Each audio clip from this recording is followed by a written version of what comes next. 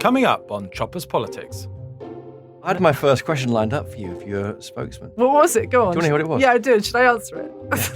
It was, would you ever lie for the Prime Minister? And you can find out the answer to that question shortly. I'm Christopher Hope, the Telegraph's chief political correspondent. Now this week on Choppers Politics, I'll be asking why Thatcherism appears to have no place in the modern Conservative Party, and asking the Telegraph's brilliant science editor, Sarah Knapton, the only question that matters. Is coronavirus over? But first, this week, Allegra Stratton, the government's spokesman for the upcoming COP26 UN Climate Change Summit in Glasgow, has caused something of a stir, where she wrote in the Telegraph that as individuals, we should all be taking micro steps to help combat climate change.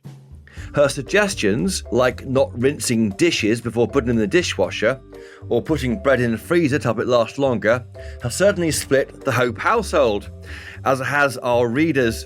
So I thought I'd ask Allegra in for a chat at the Telegraph to ask her for any more household tips to save the planet. Allegra Stratton, welcome to Choppers Politics. Hi, Chopper. Good to see you. We used to report on post office closures in the last days of Labour when you worked at The Guardian, and since then, well, your career's gone from strength to strength, and mine hasn't gone anywhere, which is I know my place. I love the Telegraph, though. You're now the new spokesman for COP, the Conference of the Parties, which meets in Glasgow to discuss the environment and climate change this autumn. Who do you work for, the UN or the UK government? Well, actually, my role is in between three places. I'm the Prime Minister's spokesman for COP26. I work with the COP unit, who, as you rightly say, they are a UN body. And I also work with the Cabinet Office, where we are pushing this idea of one step greener. So that's for people who are dimly aware that we have this international summit in the UK. Yeah. I think it's probably one of the most important summits this country will host in a very long time. I think you can make the case that it's the most important summit this century. A big claim. This 21st century? Yeah, because we've seen the warming of the planet by 1.2 degrees already. Our job at COP26 is to limit it to 1.5. It's quite close. And we're on track for temperature increases of 3 degrees. So that's why, unless we get a grip on it now, the century stretching out ahead of us for your kids, for my kids, for everybody's listening, kids and grandkids, will warm, and it will mean more extreme weather and unpredictable Which we're seeing weather. this last weekend in London. We had the torrential rain. You must fix the weather to pitch roll for your piece in the Telegraph this week, haven't you, Allegra Stratton? London has seen a lot of extreme downpour. Certainly in my house, we were clearing leaves out of the gutters, quite concerned as the water was rising around the back door. Actually, we were all right. My sense is that it's more in Canada and in Germany, and what we're now seeing with the wavy jet stream, the extreme heat. Do you think in post-Brexit Britain, we want more world leaders lecturing us on what to do? World leaders won't be lecturing us on what to do. Let me explain COP26. Firstly, we have a great track record on the environment. This government was the first, the previous government under Theresa May was the first to legislate anywhere for net zero. And indeed, just in the last few weeks, this government has put through into law that we will reduce our carbon emissions by 78% by 2035. So we won't be lectured to by anybody. In the world of climate diplomacy that Alok Sharma is in, he is the UK's COP president. And when he goes around the world, he has a great many things that he can point to, including the growth in renewables, to say to other countries that are currently emitting greenhouse gas emissions at very high levels and that have to come down, simply have to come down. He can point to our record in the UK. And clearly that's something that we in the UK are not quite aware of because we live in the UK. But around the world, people know that we are one of the countries pushing ahead. Yeah, and that's where this idea of one step greener comes in, this Cabinet Office idea, which you wrote about in the Telegraph this week, and you talked about checking whether your plastic bottle of shower gel is in a cardboard packaging. The one that seemed to ignite Telegraph I'm readers. told it's a global debate now. As you know, it was rinsing. You shouldn't re-rinse your plates before putting them in the dishwasher. Is this nanny state gone mad, Allegra Stratton? Is it why are you telling our readers how to do the washing up when China is pumping out all this noxious gas into the atmosphere? Goodness me, Chopper, there's about four different questions in that. Right, so let me try and answer that. We're not telling people to do any of those things. What we're doing with One Step Greener is we're showing what people are already doing. And we're doing that through our competition. We have 13 individuals who are One Step Greener ambassadors, and they are already either greening their hospitals if they run hospitals in the NHS, or Alice Powell, who is a Formula E driver who I met in Downing Street the other day. She drives an electric Formula. Saw the car outside. Exactly. Looks exactly the same, but is electric. There's a gentleman in Lockerbie who is running a business that turns industrial waste into eco-tarmac. Anyway, I could go on, but there's 13, and they will look for another 13. And that will become 26 climate leaders, regular people. COP26? For COP26, you see what we did there, right? So they will be regular people, some of whom businessmen and industry leaders, but some normal people like your readers and your listeners. And that is what we want to find. We want to find people who are doing interesting, ingenious things with their households and their lives in order to bring down their carbon footprint. And indeed, into the mix, very often save money. So it's not nanny statism, because it's not me saying do this. It's me saying people around the country are already doing quite a few of these things. Why don't you, Chopper, think about one, or if you want 5? People are doing stuff already around the country. We want to showcase the best of it. And if, I think we do forget there are some people who might look at that list, and yes, you're right, some people could say, what are you doing even suggesting this to me? But I bet you there'll be people who will think, oh, I hadn't thought about that, and maybe I'll do that. So it certainly started a big debate. It started a big debate. But you have another point that you made about China, and I want to address it. I'm not trying to dodge it. People do feel there is a reason to, in Britain, us pushing on One Step Greener and elsewhere, which is that we can grow the market for some of these products, or some of these, just sending a message to the market that this matters to the British public and market. And that will as well create jobs, and it will attract investment, and it will attract industry leaders who might think, well, I might develop these new products. It is all linked and connected, and will eventually all adds up on a number of different fronts. We are in government doing a huge amount of work to make sure that we're future-proofing the United Kingdom, making sure that if there is any extreme weather or adverse effects from climate change, we are ready. For our kids, for our grandkids and so on, we are future-proofing it. But also business is getting involved. So it's not that we're saying nanny state gone mad, as I'm very familiar with the concept. It's not that. It's simply, if you want to know what you can do, and you think that government's doing a lot, and you think business is doing a lot, then all of society can pull together if you do a One Step Greener. There'll be more tips coming from you, will there? They'll be coming from people who are already walking the walk and talking the talk. I do think wash your hair once a week or twice a week? No, much more than that. I do think the switching from the plastic bottles to the shampoo bars is simple. And they are. Those bottles are outrageous because they are enormous bottles. They're enormous, and there's some evidence that people are really good at recycling from their kitchen and that kind of waste, but have a bit of a blind spot about the bathroom because it's a shared bin. Exactly right. You're right. Like the idea of kind of recycling bags in your bathroom is not something I thought about, but there's some evidence that we're not as good as recycling from the bathroom. So a little bit of a nudge there surely must help. The issue of one rule for them, one rule for us is almost the political dividing line of this summer we've seen so far, particularly over the way the government's behaved over elements of the lockdown, and members of the government haven't followed those rules. Do you think people might find it a bit galling when the world's leaders gather in Glasgow and then there are new rules about whether you can go travelling, and these leaders come in from the Olympian heights to tell us what to do, and yet they don't appear to be doing it themselves? I mean, why not do it all virtually, for example, this autumn?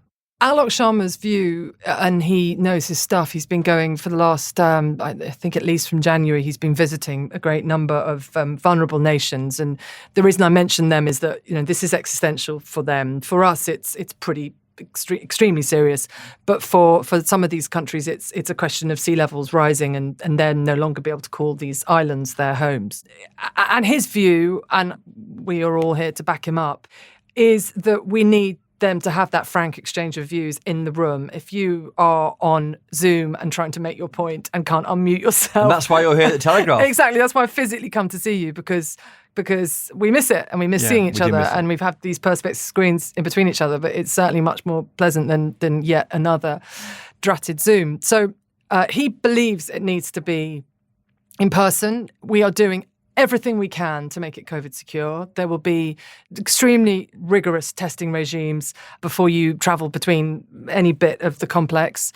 And of course, we have the offer there for those countries that aren't able to jab their people that they will get jabbed. And that's being run by the UK and the UN. So there's every effort being... So we're jabbing delegations when they're right. If their countries aren't able to do so. So there's every effort being taken to make sure it's COVID secure. But I think you had a different point there around people jetting in. Well, we'll be offsetting it. Now, for many people, offsetting is not their cup of tea. Understood. But I think they will get... That means planting trees somewhere else in the country. I think they will get that we need to physically get people to see us in order to make this as much of a productive event as possible. And if I may, for some of your listeners who may sort of roll their eyes at the idea of another summit, this is different, this COP26. What happened with Paris, which I'm sure lots of people will be familiar with, was it was historic because all of the countries agreed that we needed to sort it out and we needed to try and reduce temperature by or rather limit the increase to 2 degrees and ideally well below 2 degrees. And that's where 1.5, which I know people in the climate world... And what's that? That's over how long again? It's by 2100, right? That's warming. But the critical point is that we have to grip it. We have to grip it by 2030. This COP, it's delayed by a year, but this COP26, is in the UK, is in Glasgow, is that moment when we need to see real details on how we're going to bring down our carbon emissions and therefore, and this is where the phrase comes from, keep 1.5 alive. So keep that chance that temperature increase will be limited to 1.5. So it's delivering on that. That won't be brought down further. It's a glide path. It's showing everyone that we are all, every single country, so serious about reducing carbon emissions to keep that temperature increase down. Because if it goes above 1.5, that's the point at which scientists say we begin to see tipping points and consequences. And you have buy-in from all the big polluters, do you? China, Russia? This is Alok Sharma's job at the moment. I mean, Are they coming? Do you know? Everybody's been invited, and we do expect everybody to come, and we expect everybody to come because it is incredibly important for their populations as well as for people in the UK. You know, for many of these big emitters, they too, in their backyard, have air pollution issues with extreme weather events, you know, as we've seen in Germany and in Canada and America. They too will be feeling the pressure that extreme weather events are happening more frequently. That's what the science has predicted will come to pass and indeed is doing. You've been candid in a very good interview at the Times at the weekend about your own gas boiler, your diesel car, your next car but one will be electric. I mean... very specific. People must think my life is all mapped out in a spreadsheet. Trade cars my next car's when the wheels fall off, but we'll move on from that. But I just... You know, there is a cost here, isn't there? And is that cost fair? I mean, is it progressive to require people on lower incomes to get new boilers? So, Chris, we're not there yet. We haven't said what this government will be doing on, and that's not your right area anyway. Well, we are all, you know, understand the reasonable questions that get asked of me because the issues are linked. So I don't shrink away from this. But we haven't published the heat and building strategy, and it wouldn't be for me to do and say so here. But the Prime Minister has always said that we will keep bills down. He has said he understands that we need to make sure this is a fair transition. And so all I can say is watch this space because it's published in the next few months, and it's not for me to publish it here. The OBR said, I think it was 2 weeks ago, that the costs of not doing this will be greater and they will be massive if we wait. And you have to think for the voters and people, you know, absolutely understandably worried about the cost of living, those costs will go up. Is that a settled view or is that more expert speaking? everybody in government wants to make sure that the transition to net zero is done correctly and fairly. And it needs to be done, doesn't it, Allegra? It needs to be done. It needs to be done, because if we don't transition to, firstly, the legislation is there, but also if we don't, the costs of dealing with climate change will be absolutely ginormous. You've seen in Germany the devastation, not least in loss of life, but also in damage to buildings. That will be billions for them, and the compensation to all of the companies. The OBR is clear that if we don't act, there will be massive cost too, and will that be fair? But I think you've seen already, Chopper, you can see with some of the moves we've made with electric vehicles, we set a target. The rest of the world is aware that we've set a target, and you are seeing the costs of EVs come down. As you say, and as I said to the Times, I'm not in a position to buy an EV tomorrow, but I am watching, like you were watching, at the point I know, and I've got 2 kids. You want to make sure that you can get to Granny and Granddad's 250 miles away in reasonable time, and at the point at which is very close. It is very close.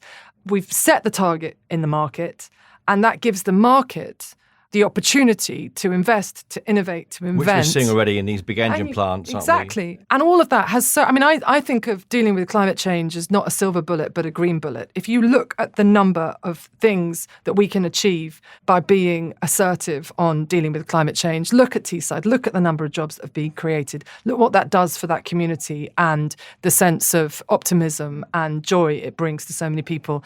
It will improve their cost of living. It will improve earnings. Those people will travel the world and with transferable skills and work on wind turbines anywhere that is Allegra installing Stratton, them. before you go, I've got to ask you about your time as nearly being the PM's official spokesman. Yeah. It didn't quite work out, but you did spend £2.6 million of our money on a new studio. I mean, you don't feel any bad about this, do you? You couldn't. Well, they do use that studio all the time. I think they're in it. They're in it frequently when they're announcing government policies. The Prime Minister's in it all the time with Chris Whitty and Sir Patrick Vallance. Why didn't it work out? I thought it was quite a good idea. In the end, the decision was taken, as you saw, that they were.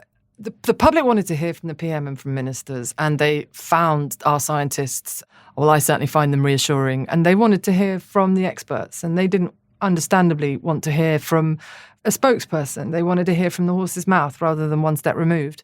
And in the end, the decision was taken that was about where the public was. And so that's why you're getting the PM and ministers and experts and so on. I had my first question lined up for you if you're a spokesman. What was it? Go on. Do you want to hear what it was? Yeah, I did. Should I answer it? Yeah. It was, would you ever lie for the Prime Minister? Of course not. Of course not.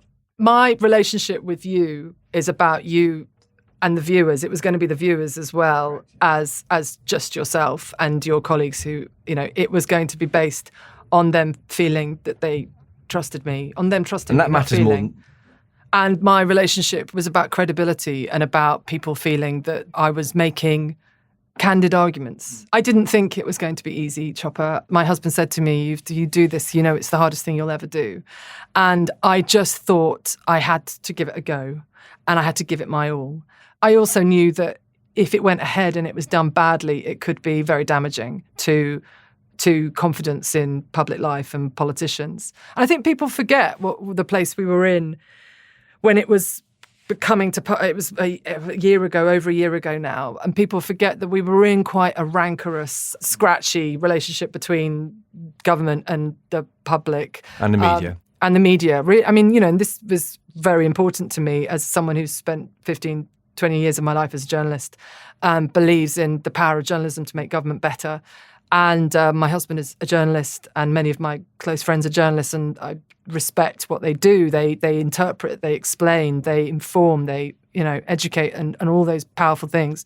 And I felt that I needed to do it in a way that added to journalism and wasn't, trying to sort of edge you guys out of the picture.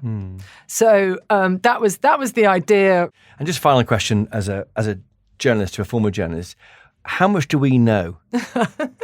How much is above the water and how much is below it? I tell you, I do find... Is it about a sixth above, well, like an iceberg? It was 1/9, I think, an iceberg. It's probably about right, actually. Is it? Look, put it this way, there's some of you that know more than others. And there's some of you that are sort of, how the bloody hell has he or she found that out? Yeah, you don't know very much. We don't, do we? But you have a go. And, we have a go, you listeners. do make us better because, when you absolutely got us on some inconsistency in some policy, what will then happen is it'll go and be fixed, and that makes us better rather than going out and being inflicted on some poor person and then they have to say, I think you might have got this wrong. So we have a role in big this. Time. Journalism, it absolutely makes the policies sharper and, makes it better. Allegra Stratton, the spokesman for this year's COP conference in Glasgow. Best of luck, and do come on again to our podcast. I'd love that. Thank you for having me. Thank you.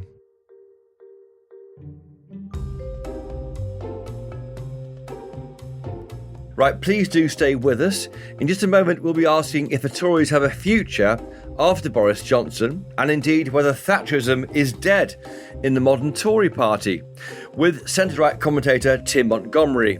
Right after this. Hi listeners, I'm Claire Cohen, the Telegraph's women's editor, and the host of another podcast that might be just up your street. Even saying that gives me imposter syndrome. But that's what the show's all about. If you've ever had that niggling feeling that you don't belong in the room, that you feel a bit like a fraud and could be found out at any moment, this one's for you. Over 6 episodes on my podcast Imposters, I meet a woman at the top of her game and find out how she defeated self-doubt to get there. I've been conditioned to think that I should be at the bottom of the hierarchy ladder, and therefore it's a miracle that I'm even where I am. Let's give myself credit for that. I'm not someone who walks into a room with entitlement. I never have. You can either choose to live in fear, or you can think, how can I make the best of today? And that's a conscious choice. You can find it by clicking on the link in the episode description, or search Imposters wherever you're listening to this.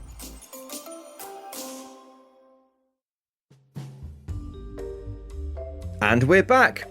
Now this week, Tim Montgomerie, the founder of the Conservative Home website, the online Bible for the Tory party, wrote a really interesting article on the subject of Thatcherism and whether the Tories have retreated from their previous faith in the power of market forces.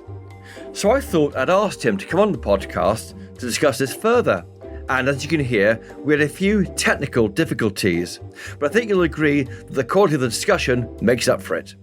I started by asking Tim why Boris Johnson's government's instinctive response to the problems it finds is to spend their way out of them. I don't think you can separate it in a way, Chris, from the personality of the Prime Minister. I think throughout his life, he's had spending pressures, let's say. We don't need to spell out exactly what I mean by spending pressures on his own personal budget. And he's always found ways of meeting those spending challenges by raising more money. Perhaps, dare I say, from a column at certain esteemed newspapers, he's always been able to raise more money. And so I think his general approach to spending is, spend what you need to and worry about financing it later. And I think that's just a disposition he has that means that when it's also something that he applies to in government, where the spending ministers have always been the most powerful ones, unless you have a very powerful chancellor reining them in.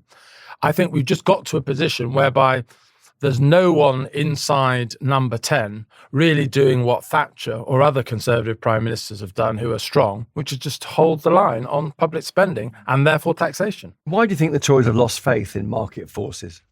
I don't think they've lost faith in market forces, although I think there are, whether it's the banking crash or the tech giants that don't pay taxes, whether it's the privatised water boards that seem to pollute at leisure. There's certainly problems with the market economy, which makes it harder for any political party or politician to defend. I think it's just hard work. If you look actually, even at the end of the Thatcher years, when supposedly she was all conquering, things like privatisation, cuts in high marginal rates of taxation, deregulation, they were never popular. The individual policies of the free market have never really won over the public. What the public likes are the fruits free market economies produce. But actually, the mechanisms, liberating entrepreneurs, allowing wealthier people to keep the lion's share of the proceeds of their efforts and their risk. Those things have never really appealed, not just to the British people, but to the American people, believe it or not, or most electorates. And so what the challenge, I think, for Conservative and centre-right parties is to do the necessary things to keep the free market strong because of what they produce. But it's actually the bread and butter things like law and order, patriotism, dare I say, building yachts, trading on the high seas, Chris. Those are the things that actually keep Conservative parties popular and give them, if you like, the leeway with which to sell free market economies, which underpin the prosperity that public services and all of us enjoy. And what would Margaret Thatcher make, do you think, of Boris Johnson's approach towards spending? I think she would be disturbed. I don't think she would be surprised. She knew that there were no final victories in politics. I think she knew, when she was in the cabinet herself, some of your younger listeners won't probably remember the expression of wets, but that's how a lot of her cabinet... That was 79-83, wasn't it? Yeah. When defined by wets v dries. And the wets were people, the old Tories, who did like to spend money. It's the default option if you're running the Department of Health or the Department... But she never had a pandemic to deal with, did she, I suppose? And she was in power... Well, the wet-dry debate was 79-83, and after 83, post the Falklands, she became stronger. But I think if you look at the trends... Even before the pandemic, you look at what the Tories were offering in the 2019 manifesto, levelling up. The whole philosophy is about spending more across the UK. So the pro-government bias in the modern Conservative Party was there before the pandemic. It's certainly been reinforced by it. Just moving into Labour territory. I mean, Labour have got nowhere to go, have they? I talked to a Tory MP recently who told me, I'm not sure what we stand for anymore. I mean, literally, he just didn't seem bothered about it because they're in power, but he's puzzled about what is a Tory nowadays.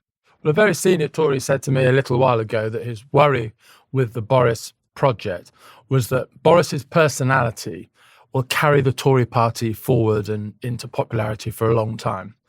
But when Boris goes, the danger is the Conservative Party will be seen to believe in nothing. And so that when Boris goes, the fall from that height will be really rapid and really hard. And there isn't really a nurturing of new think tanks, new ideas, new personnel. It's a pretty lightweight cabinet. It's not really the kind of renaissance that took place underneath Margaret Thatcher. And that, I think, is the danger for the Conservative Party. What do we really believe in now? And if we don't really believe in the free market, which powers prosperity and is essential for us fighting, for example, I believe the biggest issue of our time is what we do about the rise of China, a communist totalitarian state. We can't compete with China if we're not economically strong, because it's the economics that will pay for the technological and military advances. So economics matters. We may have got bored with it, but it still matters. And on that point, in your reaction piece the weekend, and we'll put a link to that in the show notes to this episode, you pointed out how many big businesses are simultaneously woke in their domestic markets, yet utterly amoral in their dealings with China. Yeah, and I think that's one of, you asked me earlier about the relationship between the Conservative Party and capitalism, why it might not be motivating to the Conservative Party to repair.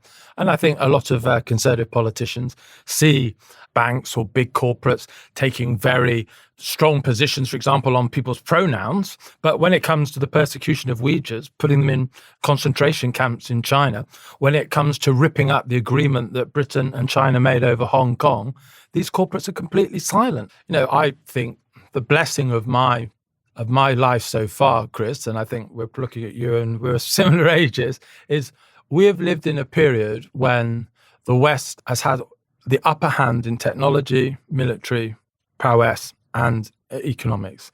That's a huge blessing. It's not guaranteed that that will be the case in 20 years' time. It is possible that in certain things, like in the space race, China could get an advantage. We have to keep investing in these things. We need the strong economy to make it happen. So spend more then, Tim Montgomerie. You're saying spend more, aren't you? Well, what I'm saying fundamentally is that if we don't have a strong economy, we will definitely be spending less. And it's actually putting the horse before the cart. Get the economy strong first and then find out what you can spend. Don't spend, and then have to pick up the pieces later and end up probably being able to spend less because you ruined the economic foundations. The Tories did really well in the midterms recently, if we're allowed to use that American expression.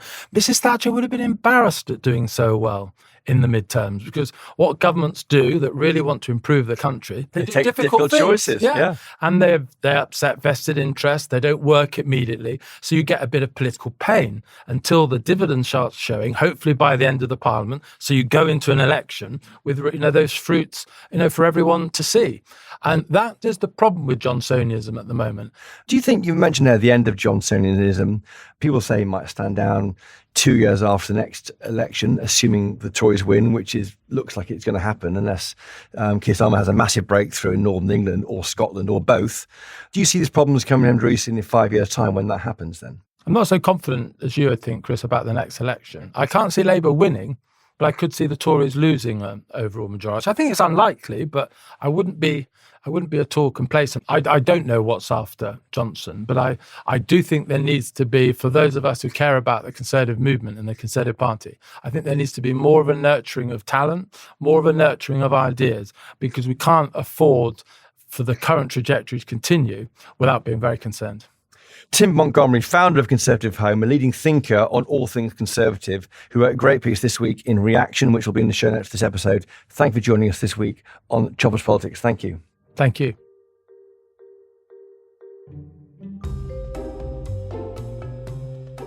Now this week, Nate Silver, the American forecaster, has criticised Professor Neil Ferguson for his overconfident prediction that COVID cases could rise to 100,000 or even 200,000 a day just a fortnight ago. Well, I don't know about you listeners, but with all this disagreement between experts, I'm a bit lost about where it all leaves us. Why are COVID cases falling so rapidly again? Are we over the worst of it? Or is another spike just around the corner? I thought who better to ask than the Telegraph's own science editor, Sarah Knapton. Welcome to Choppers Politics. Great to have you on. Thank you very much. Thank you for having me. Now, Sarah Knapton, you're well known to our readers as your brilliant, incisive analysis of the coronavirus pandemic. Cases are now at around 25,000 a day. 10 days ago, Professor Neil Ferguson, the epidemiologist, said that they could be nearer 200,000, certainly 100,000 shortly. Is the worst over? I'm hoping it is. It's too soon to tell, I think, because obviously we only opened up on the 19th. So it's possible that when those figures start coming through, we'll see another rise. I don't think it'll be as high as Ferguson predicted. I think at this point, people are just guessing as to where it might go and kind of looking at older models, which did say we would get to those levels. But given how many people are vaccinated, how many people have antibodies now to that means they've either had it or they've been vaccinated twice. Exactly, yeah. So this is everyone rolled in together. And then there's also this other group of people who we're not quite sure about but seem to have natural immunity to it, which could end up being a sizable chunk too.